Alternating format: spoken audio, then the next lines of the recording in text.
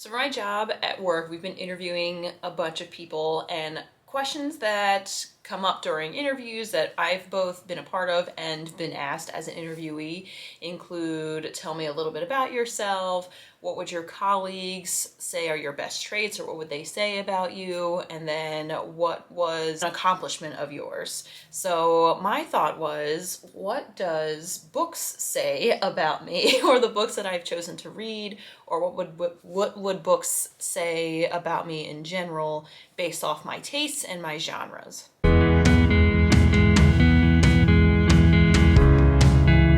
Hey y'all, I'm Courtney and welcome to the Incessant Bookworm. If you haven't already done so, feel free to check out my reading vlog for The Invisible Life of Addie LaRue by V.E. Schwab. It's my first ever reading vlog that I've ever done. I really enjoyed the process. I got some great feedback from it.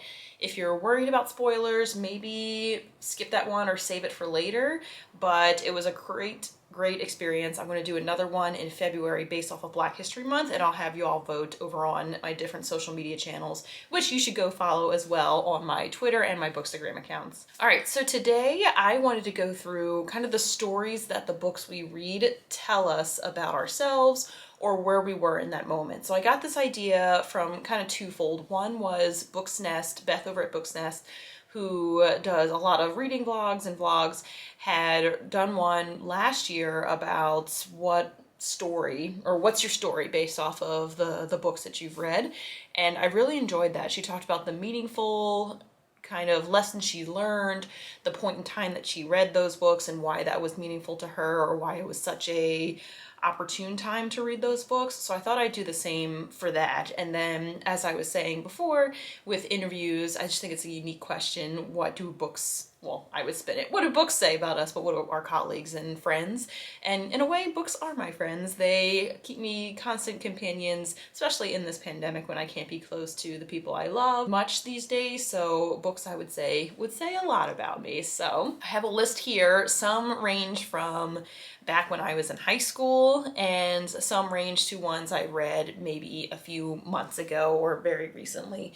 So these kind of share where I was in my life, the bad, the good, everything in between, and why I've held on to them and why I want to keep reading them over and over and over again. So the first book, we're bringing it back to high school, friends, with Twilight from Stephenie Meyer. So this I remember reading in high school, and one of my friends at that time, Melissa, so she sat next to me and we were in a math class, and I think it was like after a test or a quiz or something, and I saw her reading this, and we were friends beforehand, but this was the book series. I hadn't heard of it before. This was the series that had brought me closer to her and got me into the realm of fandoms. I'd read Harry Potter before, but I really hadn't like talked to people about it besides like my family. So this was kind of cool to have something to bond over with, and that I can form a community with a book. So she and I, we went and saw the movies,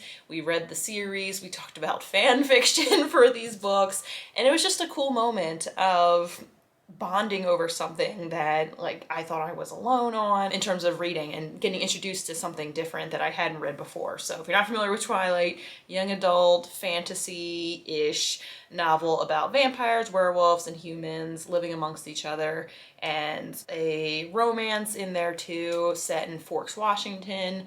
And yeah, it's I don't know, it is one of my favorite series. I love it. I haven't read Midnight Sun yet.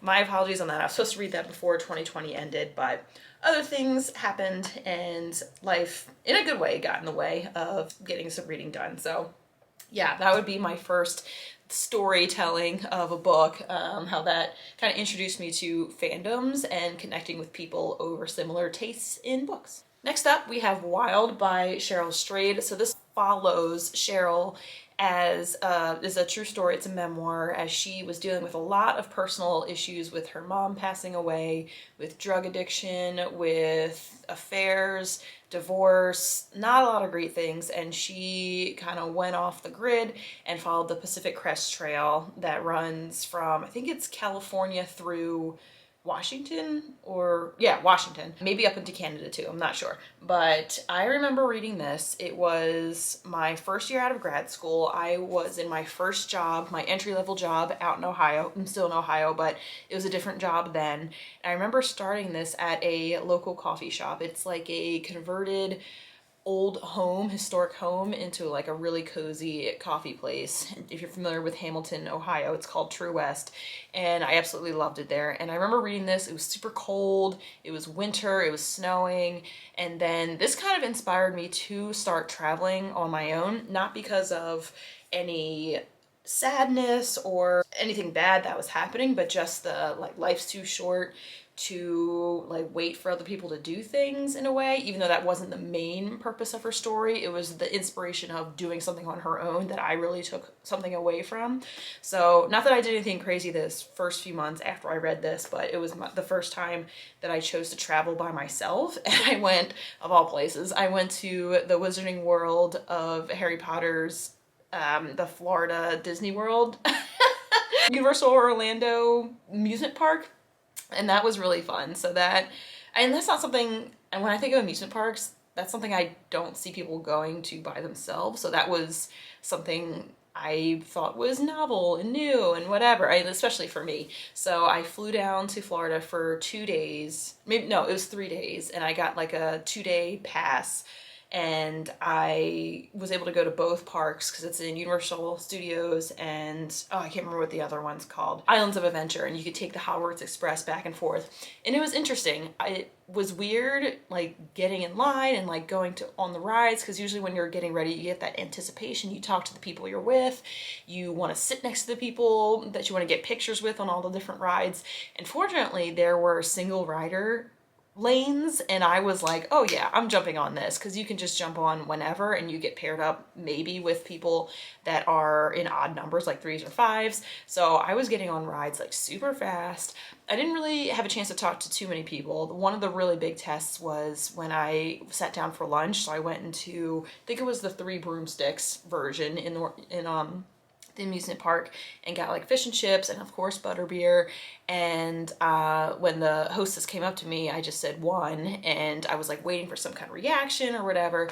But yeah, it didn't turn out so bad. I enjoyed myself. I stayed as much as possible off social media to kind of observe and just take in the magic of the Wizarding World. And that kind of led me to do other things by myself, traveling to London, traveling to Seattle and Portland, Boston. And I don't know, I think Cheryl Strayed kind of inspired me in that way to kind of look for opportunities and to kind of prove it, not to anybody else, but to myself, that I can do something independent and as a woman. So I thought that was a pretty cool story, both read and something that I've gotten out of it. Next up is Destiny Lingers by Rolonda Watts, and this was one of the first books I received as being a book blogger and reviewing books. So this was sent to me, I believe, by an independent publisher or being self-published, and I specifically remember asking for, or when it was proposed to me to read this, I was interested because it was an interracial romance story. So not one that I had looked out for in the past or seen a lot of. I see them a lot in movies and TV shows and things like that, but I hadn't really read too many that I could remember. And being a product of an interracial relationship, being in interracial relationships myself, I wanted to read more about it. And that does come up a lot in here about the relationship, about thoughts from external people to the relationship, about race and all of that jazz. So I found it super interesting. I'm a big fan of Loving Day, which is June 12th. It celebrates the couple, their last name was Loving. I believe it was in the South, a white man and a black woman, that it was illegal at the time for them to be married or to have a family. And then a law passed that was now legal to do so. So big fans of that. Definitely wanted to dive into this story, and I loved it because it addressed those issues, even though it was more, I think it was in the 2000s that it was set, but still those issues come up today, which I think is very interesting. But yeah, I thought that was important just to explore, I don't know, a lot of thoughts that I have about relationships in general and loving who you love, regardless of race, and in this day and age too, gender, whatever. So yeah, love this one too. Then we have Everything That Remains by Joshua Fields Milburn and Ryan Nicodemus, and these are the Minimalists. So I got into this, I believe I saw the documentary trailer years ago for minimalism, and then I talked to my brother about it, who also had seen the documentary, and then one of my best friends, and then another best friend had also learned about it too, and I became obsessed with living intentionally with less. So I did see the documentary first and then read this book, and then they have another book too, and this I borrowed from my friend, and then my brother sent me the other copy of their other book to read, and then I brought my own. So living with less, not about getting rid of everything that you own, but it allowed me to think about stuff that I acquire. I had seen it right before I moved to my new apartment and was like boxing up things that were not necessarily things I used on the daily basis. Books were a little bit different. Clearly, I still hold on to my books and call myself a minimalist. I think that is real, that things that hold value you hold on to. And this book kind of goes through different elements of your life, not just with physical things, but relationships, with health, with finances. And I appreciated that kind of deeper dive into what I find valuable and where I could save in areas that maybe I don't need to be spending as much, so I can be able to do things that I enjoy. So I turned more into an experiential giver, gifter, and then I like receiving experiences too when it comes to objects. It's fine as long as I can find a use, and once I don't find a use anymore, then I donate them or move them on to another place that is best for it. Yeah. Memoir talks a lot about their background. They are from Ohio, which I thought was amazing too. It's a little bit of connection. I'm not from Ohio, but because I live here now, it's kind of cool to have that connection with them. So great memoir, great nonfiction book. Next I have Persepolis by Marjane Satrapi. And this I remember reading in my film adaptation course. So this was the first course I took as a part of working at a university that I was able to take for free. I just had to pay a few fees and pay for my books and everything. But other than that, it was completely free. So I chose that class because it sounded really interesting, talking about books, turning them into some kind of adaptation. What is the art of doing that? Is one better than the other? The answer is no. I know I have a hard time separating myself with like, oh, that was in the book, or like they took this part out, or that person's hair should be this color, and blah, blah, blah, blah. But that class taught me a lot about what creativity looks like and creative license when it comes to a piece of text.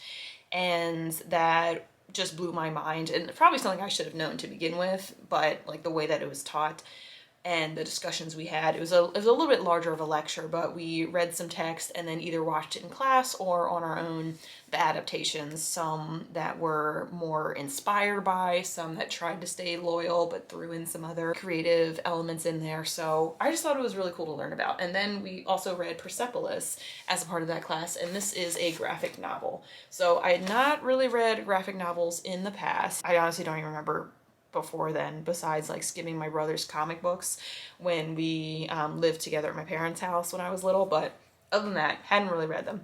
And then we read this and then saw the film, which was, I think it was still in this style of like these graphics, but it was like motion graphics. I think that's a term when it comes to film, I apologize. But it tells the story of this girl. This is actually a two-parter. This talks about like her younger childhood in Iran from the ages of like 6 to 14 during the Islamic Revolution. So another great history that I'm learning about a country I'm not really familiar with the Middle East.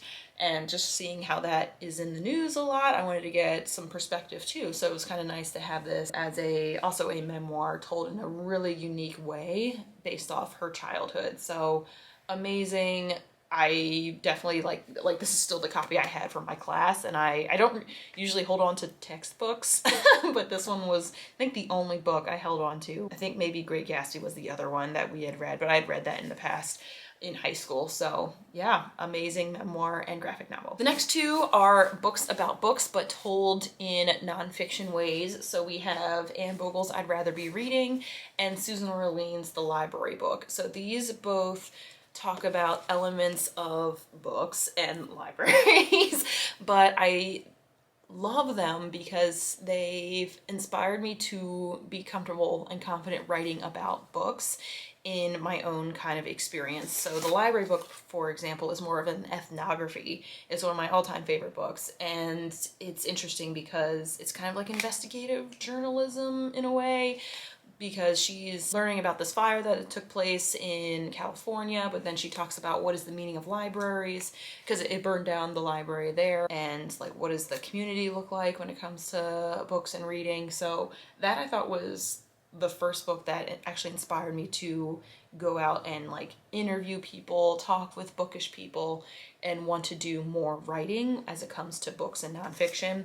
And then Anne Bogel's book, which is so funny because she and I talked about this on her podcast, What Should I Read Next? And she hasn't read the library book yet, but I'm trying to convince her. But in her book here, she talks about her personal reading life, and that I thought was interesting too, to see what elements I can be including in my reading life and what things we have in common. So both of them were very informative as I continue my book blogging journey, my wanting to be in the book industry with writing about books. That's one of my goals for 2021, is to have an article published in some kind of literary journal or literary website or something like that. And these books have kind of propelled me to want to do that more. Last book I have is Girl Wash Your Face by Rachel Hollis. And this came at a time when I just wanted to see what else there was out there for me. I was questioning a lot of purpose, meaning, and this was probably a few years ago, where I was looking at my job, what I wanted to do with my life, if I wanted to stay where I was, move, and just try to find happiness in other kind of places and not feel too bogged down or settled, I guess, or settling for something that I wasn't excited about. And I listened to this audiobook, so I thought she was very phenomenal and was speaking to me as a woman, a person, and it felt very personable. And I talked to my friend Shayna about this. She and I were very obsessed with Rachel Hollis when this came out. And it's all about, even in the tagline, stop believing the lies about who you are so you can become who you were meant to be. And that I thought was amazing, because she talks a lot about, especially for women, the things we tell ourselves in order to maybe resort into safety or not push ourselves to be better. So there's a lot in here about your dreams, about relationships, about being a mom, if that's something you want to be, having a family, if that's what you want, and what works for us, not what society tells us we should be doing. And I needed that. I needed somebody to tell me that there isn't a right path. There isn't a magic pill or recipe to making life what it should be. We kind of have our own journeys and our own ways of getting there. And I'm still trying to figure that out, what is next. And I think that it's exciting, but also stressful at the same time. But I really enjoyed her take on that and her little bite-sized lessons that she included in there. So those are all the books that I have to share. I'm sure all of my books that I have can tell a story of where I was at, what I was thinking, feeling, what it changed for me. And yeah, I'm sure there will be many, many more to follow, but let me know what books have changed your life or have stuck with you over the years, or however long you've read that book, and why that's important to you. I think it's cool to share our stories when it comes to reading. I think that's what makes it a really cool book community, that we're not all getting the same thing out of these books, and they come to us at different points in time.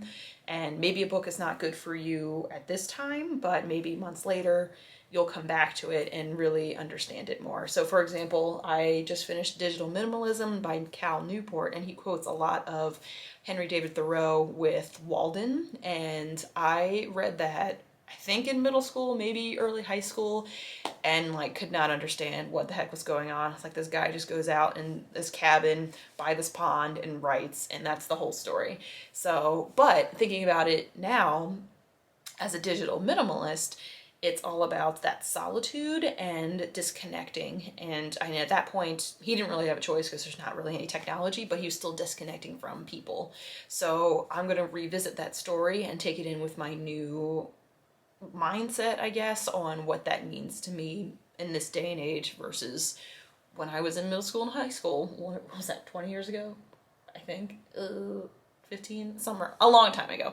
So yeah, I would love to hear more stories like that from other people and wanna be able to share those widely. So again, thank you so much for watching this video. If you liked it, please give it a thumbs up or comment down below. Feel free to subscribe. Feel free to share with other folks you think you would like these videos or things like this. I'll be changing up what I'm doing with my videos. Like I said, I do reading vlogs. I do kind of listicle kind of things like this. I'll do maybe book reviews, my wrap-ups, my TBRs, and some other things I might throw in there. So it's kind of a hodgepodge, but just know I'll be talking about books for the most part. Anyway, I have my coffee and my Amazon wish list linked below if you'd like to support me further. But otherwise, I hope you have a great day and happy reading.